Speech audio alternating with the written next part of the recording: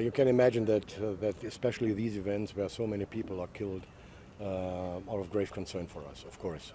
On the other hand, we can see that all Taliban attacks have concentrated on their own Afghan people and not so much on ISAF. So we will take any kind of measures, but on the other hand, the transition process will not be influenced by this. We try the utmost to prevent these kind of events in the future, but I think that they will not have any kind of impact. Afghan forces will soon be responsible for 75% of the country's population.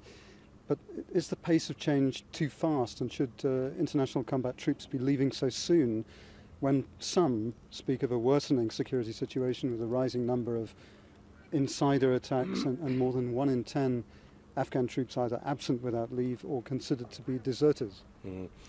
Okay, let's not talk about soldiers being absent because this happens in every army in the world, I think. But these so-called insider attacks, or as we call it, green on blue, they are of great concern. Every soldier that we lose as a result of these insider attacks is a tragedy in itself. And we have introduced a lot of measures, a whole bunch of measures, especially in terms of cultural awareness for our troopers, to be able to react appropriately in the future and to learn how to prevent these kinds of situations. On the other hand, I know, because I have talked last week with the Afghan Shot very intensively about this, that the military and political leadership in Afghanistan takes this very, very serious, and they have come to the conclusion together with us that we have to concentrate not so much on green on blue, but to green and blue, because we have tens of thousands of good examples where Afghan soldiers and ISAF soldiers are working together on a very professional basis, and they rely on each other. So therefore, we are quite sure that we will be able to reduce these kinds of attacks to the minimum. And this question of many Afghan soldiers always being absent without leave or even deserting. Yeah, the numbers are going back.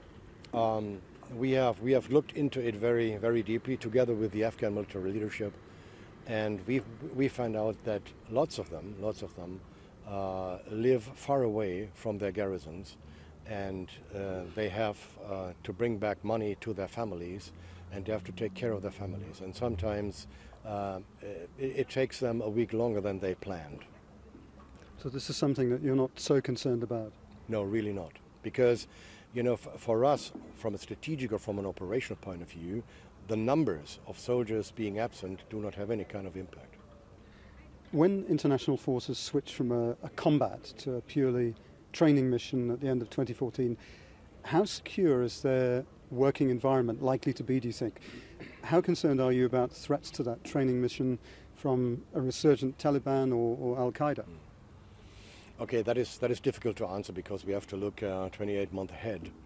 But if there is any kind of, if there will be any kind of threat from the resurgent Taliban, I think at that moment the Afghan security forces, whether it is the army or the police, will be well trained and prepared to counter these threats, and we will ensure that whatever kind of military force from ISAF or from the Western community will be there, it will be well protected.